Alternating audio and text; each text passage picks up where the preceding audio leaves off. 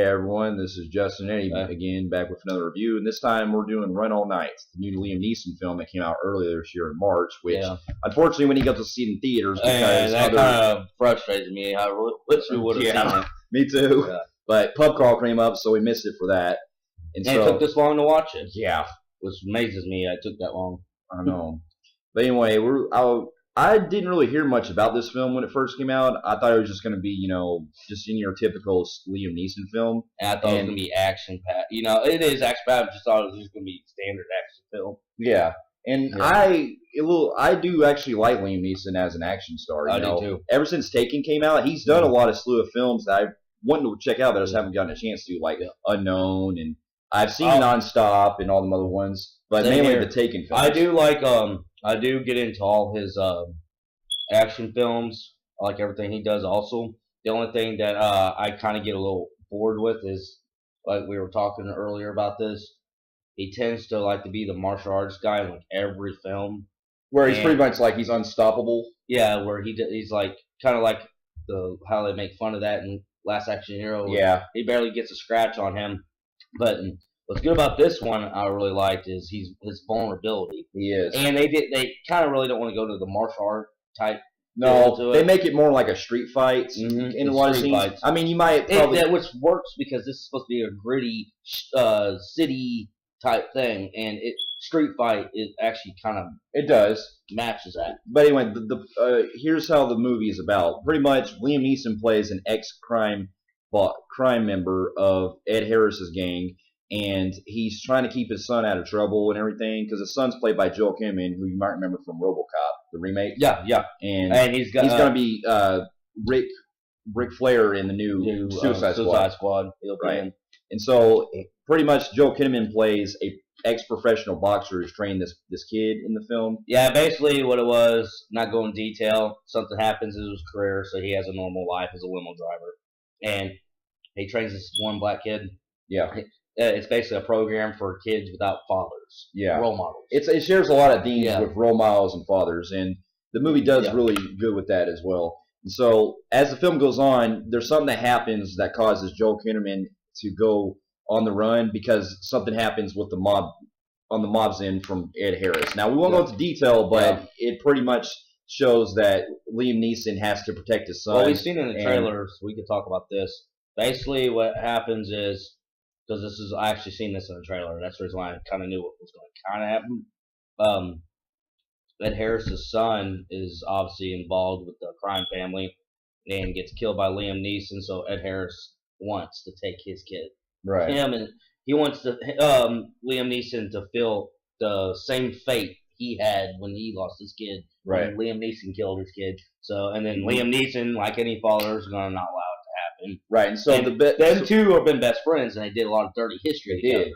Ed Harris and Liam Neeson. Because in the movie, he goes by the name, Liam Neeson goes by the name the Gravedigger. Mm-hmm. And he's haunted by a lot of his past throughout the film because him and Ed Harris are in a mob together. They used to be a really close mob. Right. I mean, Ed Harris is still a mob boss. It's just Liam Neeson was like his right-hand man, best friend. Yeah. And so, as it turns out, that Liam Neeson has to protect his son from Ed Harris's crew, and so they're on the run and everything. And as the movie progresses, you see a lot of what this guy goes through. I mean, Liam Neeson and Joel Kinnaman, they work really well together. And plus, Liam Neeson goes through a lot of different shit throughout the film. I mean, this isn't like Brian from Taken. He goes through a lot of pain. No, this movie you see him do a lot of... When he fights people, you can really see the pain he goes through. This movie is really brutal. It is. Really brutal, which I loved. And it's really gritty. And I want to tell you, for a lot of people who've seen this, it's a lot like Running Scared. Yeah. This movie, the way they shot the cameras in the scenes really is awesome. It is. They have awesome. zoom-in shots where it shows a shot of the one scene, and then it pans out, and then you see the camera move above the city in the air, and then it goes to the next scene. Kind of like in Running Scared, where in the beginning, it goes from like the opening scene. It's like a scene. It's like a scene. No, like the scene. It's like Running Scared, where there's when you watch the Running Scared, there's a scene, and then when it gets ready to go to another scene, there's something in that scene that's gonna cave right into the next scene. It's a good draw you into the next scene. Right. It's hard to explain. You have to see it for yourself. but the visuals were amazingly good. They were. Oh, and God. and the violence too. I mean, you're Violence. seeing every time you see Woo! somebody get shot, Woo! you see a lot of the brutality. Like, somebody gets shots in the head, people get shot like everywhere. You see fuckers getting stabbed in their lungs, making them where they can't breathe. Oh God, yeah, it's pretty really, brutal. really gruesome. Yeah. And the performances too are great. Ed Harris is always good. He's really well. What's cool about this Ed Harris role is that he is a mob boss, but he still has that. He still has that history of Liam Neeson in the film, where he still is his friend. Yeah. You can still feel the friendship there. It's just that because them two are going through so much shit in the film, they really have to keep it near them. You know, kind of like. I want to say it's because they have a similar scene to it. It's similar to the movie Heat, where Robert De Niro and Al Pacino. Well, or I'm just saying they have that diner scene. Yeah. And throughout the film, they basically what it is. At first, Ed Harris doesn't want to kill Liam Neeson because he doesn't see any joy in that. He wants him to be alive and watch his son die. Right. So he's kind of like inviting him to where they could talk, and he's just describing what he's gonna do to his son. Yeah. Yeah. He goes, "I'm gonna kill him and make you suffer first." Yeah, they are best friends. It's just business first type. Right. Thing. It's always the common thing with mob films. It's always business, not personal. From Mike Corleone from Godfather. But anyway, as the film goes on, you do start to see a lot of the different struggles that Liam Neeson also has with his son, because his son doesn't flat out hates him. He wants nothing to do with him in the movie at all. Like he says, basically, Liam Neeson took family members of theirs out that got involved with him, had to, and he did it without a fucking. Shed a tear, killing close family members. Yeah. So basically, the family over the years disowned Liam Neeson, and his son hates him. The mother hated him, but she passed away. Yeah. And then the grandpa, the grandma, everybody that's blood relative hates him for what he did. Yeah. Basically, in the beginning of the film, you find Liam Neeson broken, drunk, and he's a bum. Yeah. Because Ed Harris pretty much kind of like pushed him to the side. You're no longer like part of our crew and everything. I'll always respect him, but you're not tough enough to be up in our level, so you're just gonna be like down here. So now he's kind of working for his son at the beginning of the movie. Yeah. So there's a part where it's a funny scene where he's working for him they have to get another guy to play Santa Claus in one part where they're at their house to play dress up like Santa Claus, because he had to work off the $800 that the son before the son died.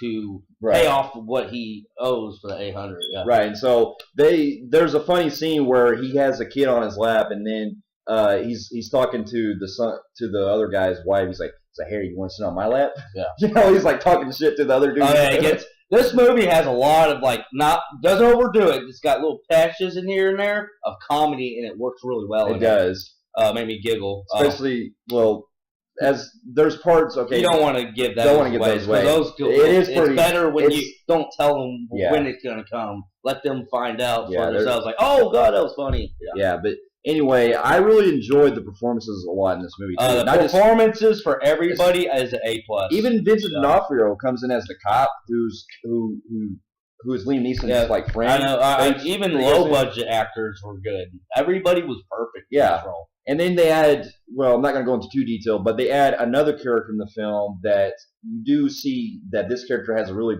big, larger-than-life role that will come in later. Yeah, we don't want to spoil this because it does something that very rare movies do today, where you have that villain, the top villain. Mm-hmm. Well, I'm not going to go into detail, but there's something comes in the middle of this film, and then it gives us a great payoff at the end, and it's sad. It's a sad...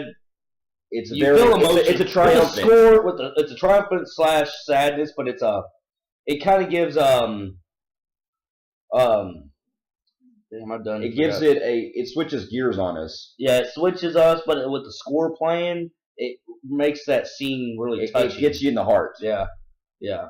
And I also really like too the little scenes when they're going across the sea, because really it really is a chase movie. Yeah, the whole done all night. Right. They have to survive the rest of the night and try to get the police to believe that they weren't, because Ed Harris, trying to also, he kind of tries to frame him for the murder. Yeah, which is also why he's trying to kill him. Which also works in context because Liam Neeson, he doesn't want his son getting accused of the crimes, or doesn't want his son at all be part of the crime. So there are parts where he's killing guys, but he doesn't want his son to do anything. Yeah, which kind of screws him up in the long run because if he would have got that one guy, then the Indian would never went that way.